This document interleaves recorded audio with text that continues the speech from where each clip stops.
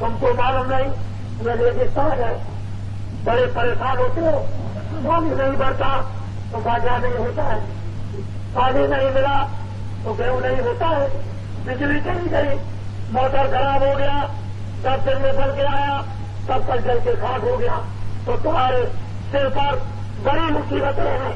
तुम मेरा सहयोग अच्छे काम में दे दो, मैं तुम्हारे सामने देवताओं को तुम्हारे लिए प्रसन्न करा दूं, तुम प्रसन्न कर लो और खेती को बो दो। समय से बादल पूरब से सुनेंगे, तुम्हारे खेत में पानी गिराकर चले जाएंगे।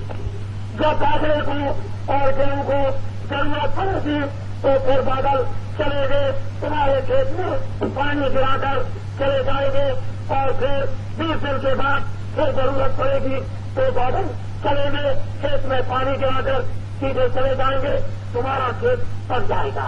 मेहनत कम, उत्पादन अनाज का ज्यादा होगा और फिर तुमको बिजली की जरूरत, मोटर ठीक करने की जरूरत नहीं, डीजल की तुमको कोई जरूरत नहीं।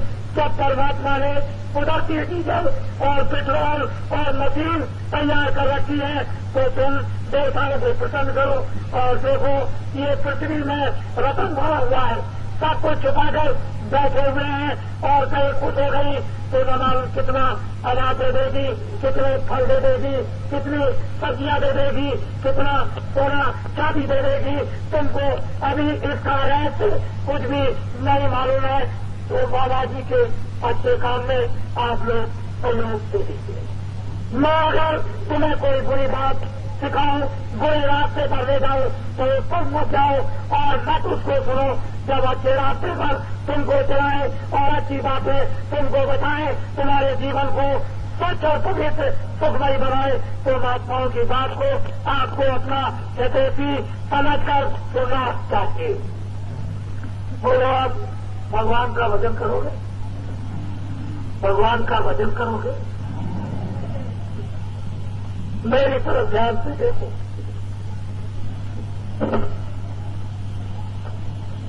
भगवान का अगर तुमने भजन आज से करना शुरू कर दिया, आधा घंटा हिंदुओं ने, आधा घंटा मुसलमानों ने, आधा घंटा ईसाइयों ने, तो इस्लाम आ जाएगा, रहम आ जाएगी, ईमानदारी आ जाएगी।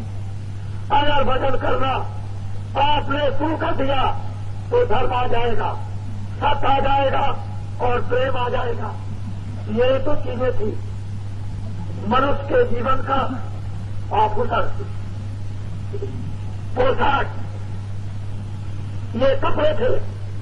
अगर इनको उतार कर फेंक दिया तो तुम जानवर हो गए, पंछी हो गए, फिर कुछ नहीं। तुम्हारा मुंह, तुमने वादा किया है कि मैं भजन करूंगा, मैं आपको बताऊंगा, आपको जरी दूंगा, औषधि दूंगा और जरा सा कोई सोए के दे दो बूंद काम में डाल और देखो कि क्या अमोलक की तुमको मिलती है।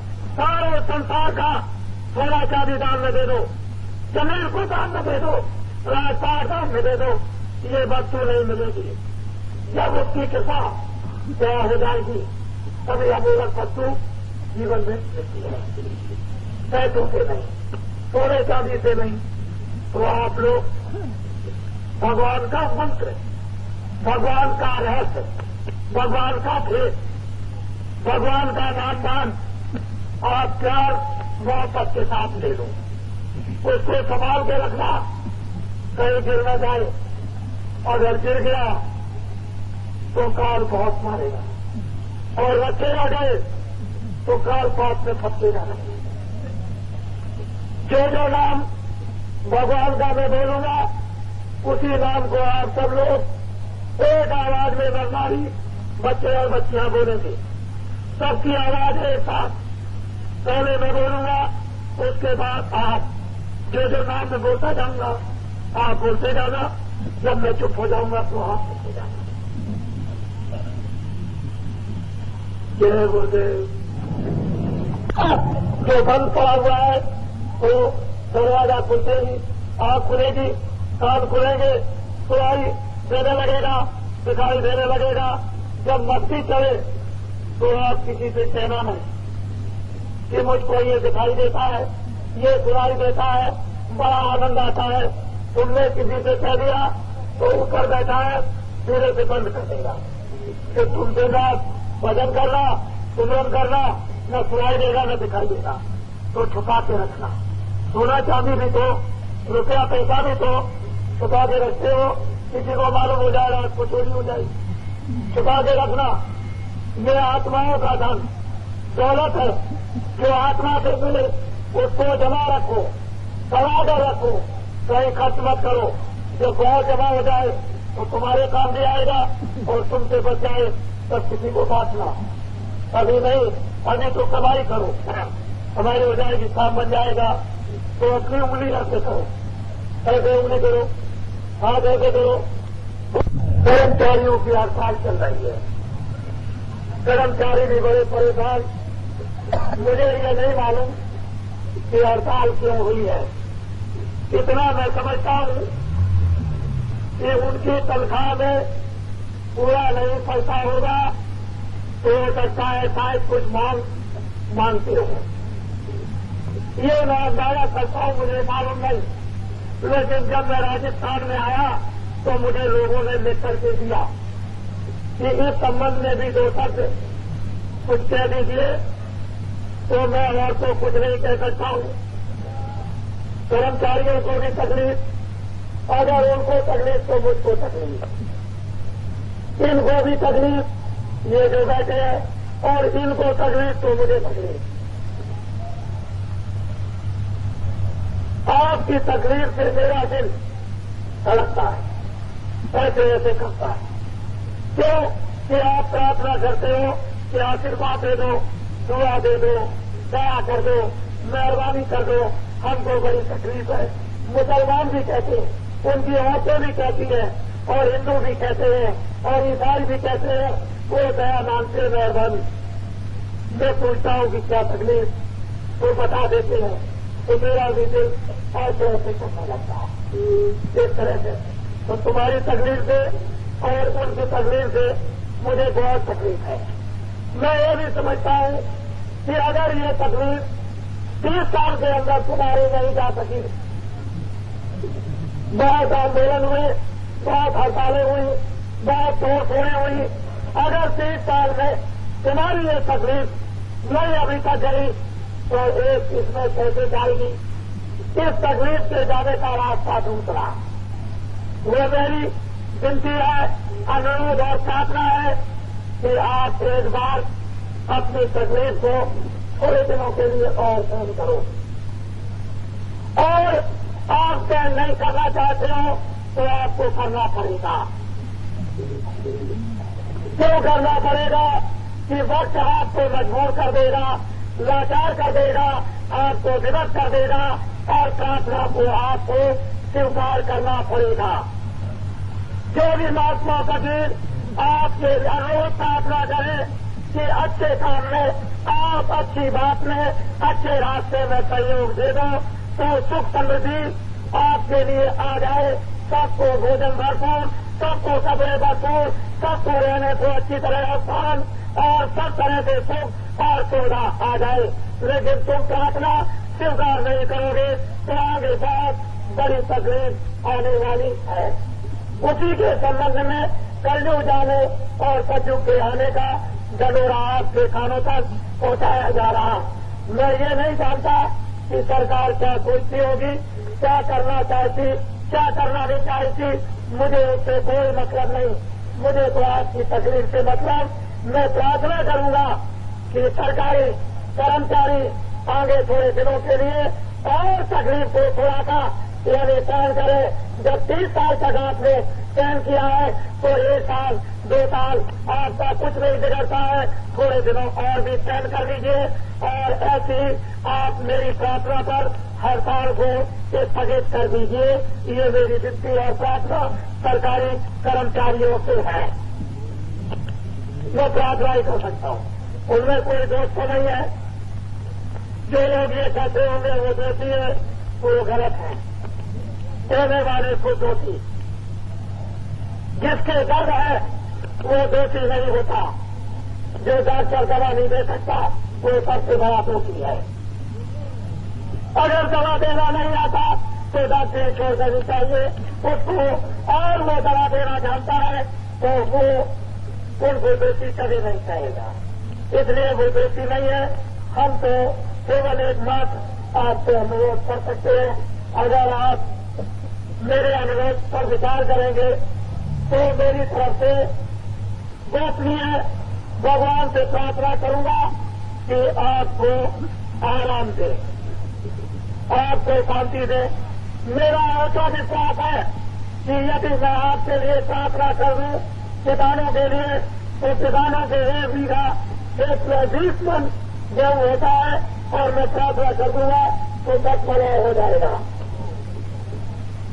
अगर मैं आपके लिए प्रार्थना कर दूं व्यापारियों के लिए कि तुम यदि ये कहो कि मुझे मुनाफे के 500 रुपये मिलते हैं, मेरा गुजारा नहीं होता, और मैं प्रार्थना कर दूं देवी देवताओं से तो तुमको 1000 और मुनाफे का मिल जाएगा, तो 1500 हो जाएगा, काम चल जाएगा। कर्मचारी इनके लिए अगर मैं प्रार्थना कर दूं तो जितना वो अपने बच्चों की बीमारी में दवा का दाम खर्च करते हैं और डॉक्टर को फीस देते हैं, वो प्रार्थना देवताओं से कर दी जाए तो उनकी बीमारी दूर हो जाए, उनका वो पैसा बच जाए, उससे कपड़े खरीदो और अच्छा से अच्छा बच्चों को खाना खिलाओ। बड़ी सीधी सादी बात है, ये बहुत सी मैंने आपके सामने रखी है। आगे भी प्रार्थना करता रहूंगा। हो सकता है आप मेरी प्रार्थना पर विचार कभी न कभी और कभी न कभी करने लगेंगे, क्योंकि मुझे तकलीफ है इसलिए प्रार्थना करता हूँ। अगर तकलीफ न हो तो मुझे प्रार्थना करने की क्या जरूरत, और गिर जाओ मर जाओ मुझे उससे क्या मतलब। लेकिन माँ बाप कभी भी अपने बच्चे को कुएं में गिरा हुआ देख नहीं सकते हैं। इसी तरह से ऋषि मुनि महात्मा ये सब बच्चे हैं, इनको कभी भी जब देखेंगे तो सुखी होंगे तो फिर उनके लिए कोई उपचार करेंगे, कोई रास्ता ढूंढेंगे, कोई दवा देंगे, कोई और कुछ करेंगे, कुछ न कुछ करेंगे। उनके पास तो अथाह भंडार होता है, उनको मालूम नहीं। अच्छा चलो एक चीज आपको दे दें, परीक्षा करना। बच्चों जब स्कूल में पढ़ना तो बाबा जी की बबूत को काम में लेना। जब इम्तहान देना और इम्तहान में जब भूल जाओ तो बाबा जी की बबूत को काम में लेना, तो आपको सवाल याद हो जाएगा। क्या करना, पहले समझ लो जिस जमीन पर बैठे हो उस जमीन का एक छोटा सा दाना कंकड़ का उठा लो, फौरन उठा लो, जल्दी से उठाओ, जल्दी से बच्चे उठाओ, पीछे मुझे दोस्त मत देना। उठा लो एक कंकड़, एक बालू का दाना उठा लो, जल्दी से जेब में रखो, फौरन जेब में रखो, देर मत करो, छुपा कर रख लो। जब घर में जाना तो जरा सी चीनी ले लेना, जरा सी चीनी लेना और चीनी को उसके साथ छुआ देना, कंकड़ को सालाब या कुएं में डाल देना। उस पुड़िया को चीनी की बनाकर जेब में रख करके ले जाना। जब इम्तहान देना और सवाल समझ में न आए तो बाबा जी की बात याद रखना, चीनी का 2 दाना मुंह में डालना और अंदर ही अंदर जय गुरुदेव भगवान का नाम 2, 4, 5 बार लेना, जय गुरुदेव जय गुरुदेव। फौरन सवाल समझ में आ जाएगा और लिख दोगे तो तुम्हारा काम बन जाएगा। सीधी बात समझ लो। आगे करना ही हो, तुम्हारे घर में कोई बीमार हो जाए और बेहोश हो जाए और तुमको याद हो जाए कि एक खोकर में बाबा जी ने एक दवा दी थी, चीनी को रखे लेना अपने साथ में, पहले सब कुछ इलाज कर लेना। जब कोई दवा काम न दे तो फौरन इलाज करना, मुंह खोलकर 2 दाने चीनी के डाल देना, उसके कान पर मुंह लगाकर 10 बार जय गुरुदेव नाम भगवान का बुलाना, फौरन आप खोल देगा, उसमें आ जाएगा। बताइए, और मैं आपके साथ में बहुत कुछ करना चाहता हूं और मुझे करना ही पड़ेगा। मेरे साथ में 10 करोड़ आदमी, 10 करोड़ फॉलोअर का हो और 10 करोड़ सेवक का हो, या 10 करोड़ मुझे उनका फॉलोअर या उनका सेवक हो। मेरे पास 10 करोड़ नारी है, बच्चों को छोड़कर मैंने अभी उनसे कोई काम नहीं किया। और मैं थोड़े दिनों में 10 करोड़ नर नारियों से हिन्दुस्तान में काम लूंगा। परिवर्तन कैसे नहीं होगा? अखबार और रेडियो एक काम रखते रह जाएंगे और सारे हिन्दुस्तान में इतना जबरदस्त प्रचार होगा कि आपको ये दिखा दिया जाएगा कि कोई भी मनुष्य और इंसान बाकी नहीं रह जाएगा। वो संदेशा उसके कानों तक पहुंचा दिया जाएगा और अखबार रेडियो को बोलने की कोई जरूरत नहीं। अब तो मैंने सामान जब तैयार कर दिया है तो मुझे उसकी क्या जरूरत? जब रेडियो अखबार नहीं थे तब क्या समाचार हिन्दुस्तान में नहीं पहुंचा था? कोई और रास्ता था, वो रास्ता आ जाएगा, हिन्दुस्तान भर में समाचार पहुंच जाएगा, कोई बाकी नहीं रहेगा। ये जितना भी काफिला इतना बड़ा निकल रहा ये रेडियो पर और अखबारों पर नहीं आता है। दिल्ली पेड़ से गिर जाए वो तो रेडियो अखबार पर आएगा, लेकिन मानो सड़कों के किनारे धूप में खड़े हुए और इंतजार करते हैं, भागते हैं और जगह जगह भीड़ लगती है। इस धर्म संदेश मानव सदाचार और अपने इंसानी मानो ये करकटों के लिए, इस जागरण के लिए वो चीजें नहीं। इससे ये मालूम होता है कि देश में कोई और नया रास्ता तैयार हो गया और उस रास्ते पर एकदम ले जाकर आप लोग खड़े कर दिए जाओगे, मुझे ऐसा विश्वास है। तो ये तो काम आप करना और गुलाबी पगड़ी बांधेंगे। जो लोग यहाँ पर आएंगे ये लोग नाम नोट कर लेंगे और जो आपके कोई भी और दूर गांव से आए हैं और यदि रात को रहे तो उनके बस में उसमें पानी आने की आपको व्यवस्था करना। ये गांव है, यहाँ आपने जो व्यवस्था की है वो सराहनीय है, इसमें कोई गंभीर नहीं। और कोई काम है ये बताना चाहता हूं कि मुझे आज की तारीख तक एक भी नया पैसा विदेश से नहीं मिला, एक भी नया पैसा विदेश से नहीं मिला। मैं पक्का भारतवासी हूं, यही जन्म हुआ, यही काम कर रहा हूं। मैं आपके सामने इस पर मैंने नाम बता दिया, मथुरा में आश्रम बता दिया, क्या गुरुदेव नाम कृष्णा वो बता दिया, कलयुग जाएगा सतयुग आएगा वो बता दिया। ये मेरे सामने एक चीज आकर खड़ी हुई है।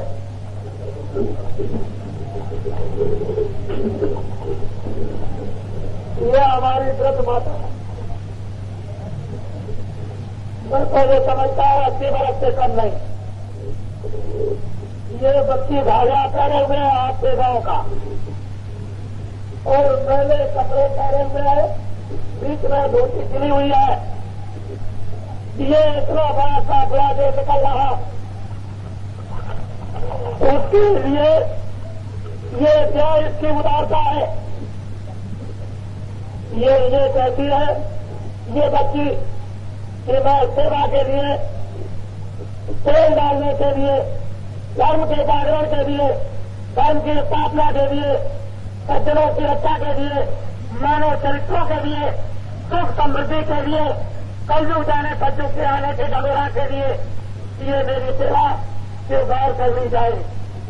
ये इसमें लिखा हुआ है।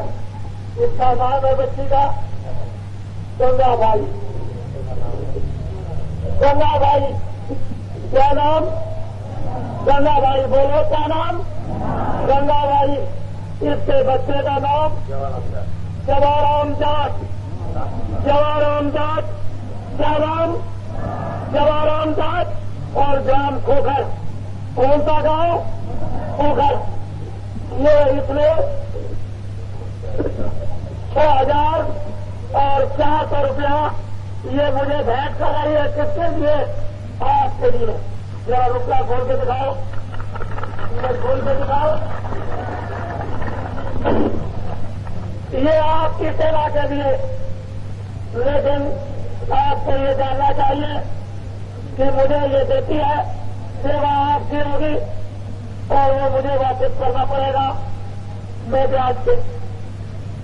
अगर देश में ऐसी पवित्र आत्माएं मेहनत खून पसीने से अगर सेवा करती है तो इसी से परिवर्तन अपने धर्म की स्थापना का होगा।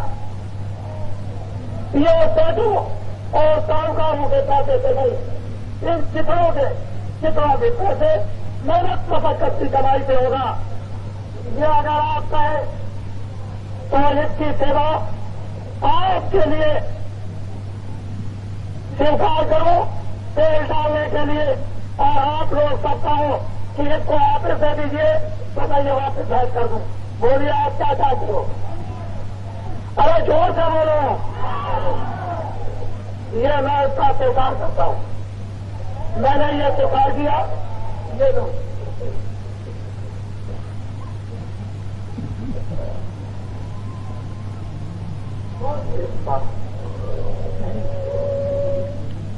ये है देवियों का काम। अब क्या कुछ कहने को बाकी रहा?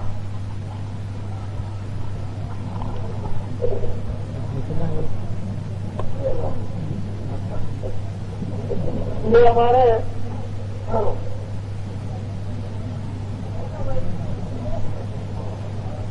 हमारे इधर अधिकारी हमारे विराजमान है।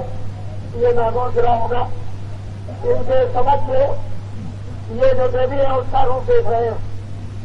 ये कोई छुपी हुई बात नहीं, ये प्रगट भाव सबके साथ।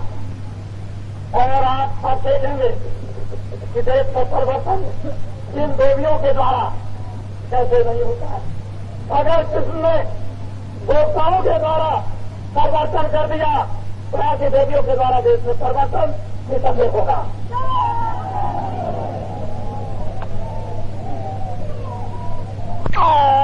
गुरुदेव